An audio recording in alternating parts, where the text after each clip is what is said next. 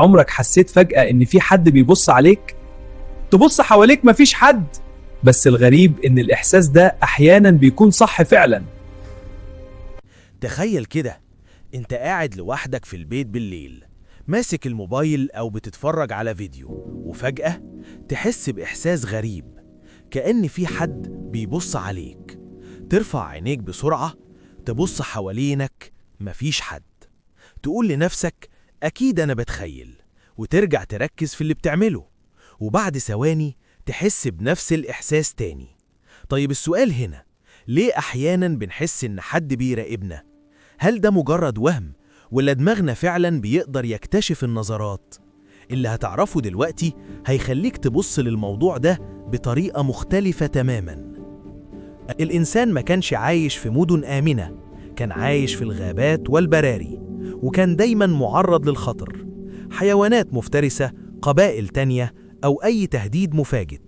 في البيئة دي، الشخص اللي يقدر يلاحظ بسرعة إن في حد بيراقبه كان عنده فرصة أكبر إنه يعيش، لكن الشخص اللي مش بياخد باله كان ممكن يبقى وجبة العشاء للأسد. علشان كده الدماغ البشري اتطور عبر آلاف السنين علشان يبقى حساس جدا للنظرات والانتباه. الجزء الثالث، علم النظرات. في تجربة علمية اتعملت في جامعة بريطانية، العلماء جابوا مجموعة من الناس وخلوهم يقعدوا في غرفة، وفي شخص تاني وراهم. أحيانا كان بيبص عليهم، وأحيانا كان بيبص في اتجاه تاني. المفاجأة كانت إن نسبة كبيرة من الناس قدرت تحس فعلا إن حد بيراقبهم، حتى وهم مش شايفين الشخص ده. لكن العلماء وضحوا نقطة مهمة، الإحساس ده مش دايما دقيق 100%، أحيانا دماغنا يبالغ شوية في الحذر. الجزء الخامس، الكوميديا الحقيقية.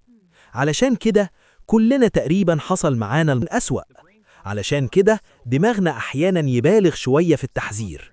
الجزء السابع، التأثير التكنولوجي. الغريب بقى إن الإحساس ده زاد شوية في عصر التكنولوجيا. ليه؟ لأننا بقينا متعودين على فكرة المراقبة، كاميرات، موبايلات، سوشيال ميديا، فالعقل أحياناً يربط أي إحساس بسيط بفكرة إن في حد بيراقبنا. الختام، في النهاية الإحساس إن حد بيراقبك مش دايماً مجرد خيال، أحياناً دماغك فعلاً بيكون التقط إشارات صغيرة جداً وأرسل لك التحذير. تخيل كده، انت قاعد لوحدك في البيت بالليل، ماسك الموبايل أو بتتفرج على فيديو، وفجأة تحس بإحساس غريب، كأن في حد بيبص عليك. ترفع عينيك بسرعة، تبص حوالينك، مفيش حد. تقول لنفسك أكيد أنا بتخيل، وترجع تركز في اللي بتعمله، وبعد ثواني تحس بنفس الإحساس تاني. طيب السؤال هنا، ليه أحيانا بنحس إن حد بيراقبنا؟ هل ده مجرد وهم، ولا تخيل كده، انت قاعد لوحدك في البيت بالليل، ماسك الموبايل أو بتتفرج على فيديو، وفجأة تحس بإحساس غريب، كأن في حد بيبص عليك. ترفع عينيك بسرعة، تبص حوالينك، مفيش حد. تقول لنفسك أكيد أنا بتخيل، وترجع تركز في اللي بتعمله. Sometimes our brains send out false alarm signals. Uh-oh, false alarm? This triggers a cautious response, even when there's no real danger. Remember, not every alarm is real.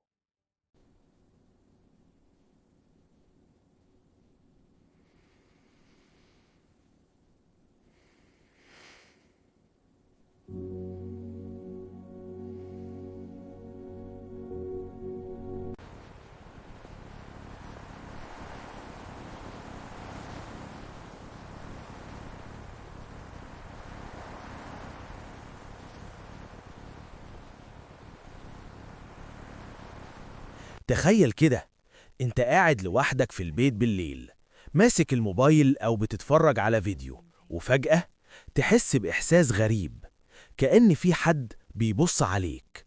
ترفع عينيك بسرعة، تبص حوالينك، مفيش حد.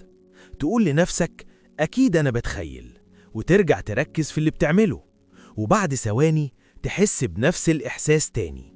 طيب السؤال هنا،